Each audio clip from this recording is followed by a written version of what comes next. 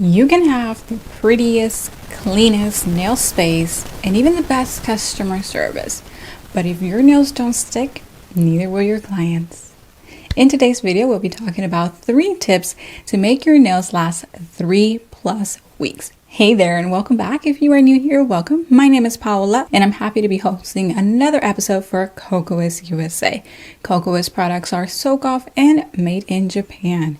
If you would like to continue learning with us, then do consider subscribing and hitting the notification bell icon to receive an alert next time our next video posts.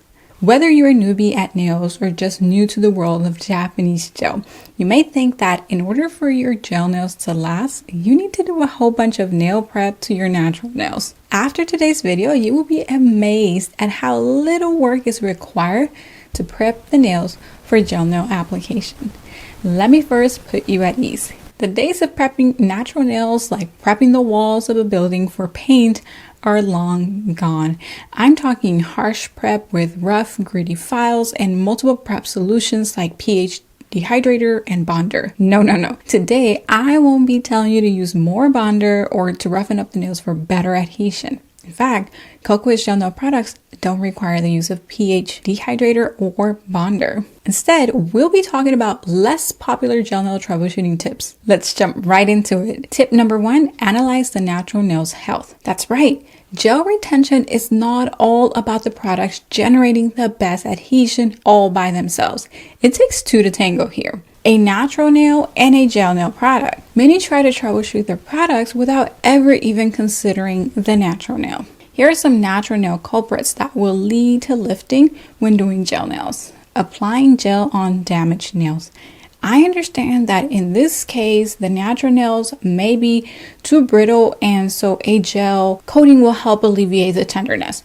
But I want you to do 2 things before you apply that gel. Shorten the nail significantly and tell your client that she cannot expect long wear during the service as the nails underneath are too thin and damaged. Now, the gel nail service may last perfectly fine, but I just want to have you have your butt covered should they not, and then maybe she's left blaming it to you or not trusting you and whatnot. So you're going to build this beautiful wall of trust when you tell her what she may expect as a result of that damaged nail.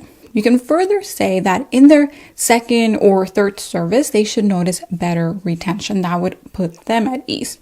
The other thing you may notice is natural nail splitting. This splitting must be removed prior to gel nail application. Using a board file or a ceramic bit are my recommendations. If you do not remove it because this part of the nail plate is unstable, it will displace the gel nail product, leading to lifting. And you're going to be wondering, I did everything right. What was the culprit? I can't believe it. Maybe I need to switch my products. Tip number 2, dehydrating the nail plate thoroughly. Nails should be manicured without the use of water. If you're doing water manicures, you're working backwards because your goal right before applying the gel on the natural nail is to have completely dehydrated the natural nail.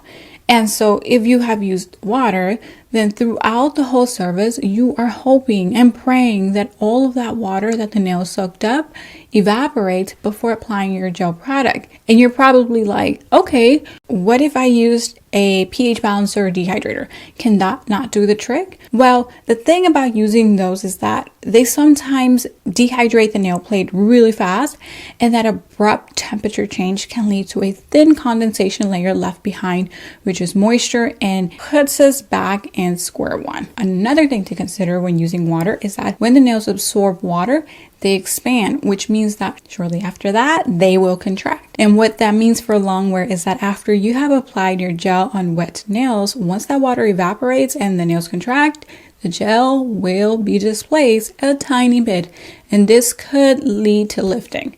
Now, you may one day encounter a client with tough, thick cuticles and you may say, well, I have to use water, right? Not necessarily. You can use a cuticle softener, but you must remove the solution thoroughly before applying your gel base. And that by avoiding washing or soaking the nails in water. So if it's between a water manicure or using a cuticle solution on those rare occasions, I would go with the cuticle solution. To thoroughly remove that cuticle solution, because we're not allowed to use water, right? I would spray the nails with 90% alcohol, then wipe with acetone, and take a dry nail wipe to dry the nails and push back the epinicium one last time before gel-based application. Tip number 3, inspecting for a clear, smooth canvas. This is the step where you're basically going to take your hand broom before the vacuum, right?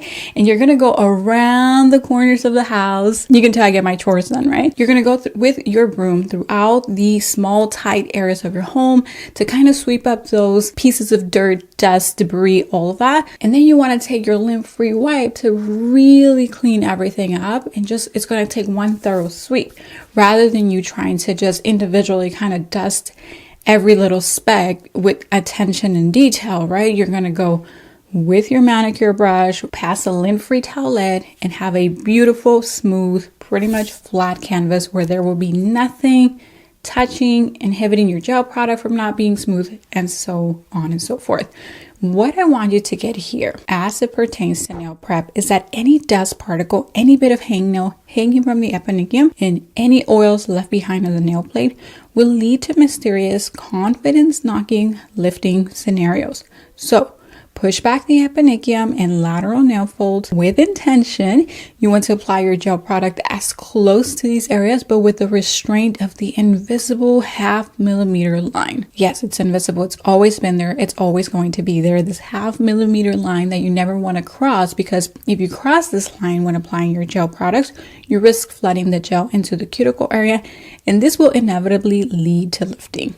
Remember, the tiniest dust speck or hanging cuticle will lead to lifting.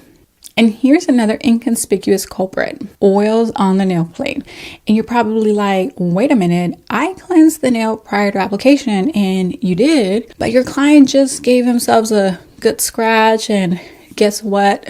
Skin, scalp, and hair have oils. So do caution your client that after that last nail wipe before the gel goes on and before your last layer of gel, she literally cannot touch anything. Let's recap today's tips to improve adhesion to 3+ weeks of wear of your gel nails. Number 1, check the integrity of the natural nail prior to gel application. Number 2, dehydrate the nail plate thoroughly. And number 3, inspecting for a clear, smooth canvas. Remember, it takes 2 to tango. Lifting has to do with both the condition of the natural nail and the adhesion success between the product and the natural nail, not just one or the other. Thank you for joining me today. Check the description box below for any active promo codes as well as any upcoming education, maybe taught by yours truly. We'll see you next time, and bye for now.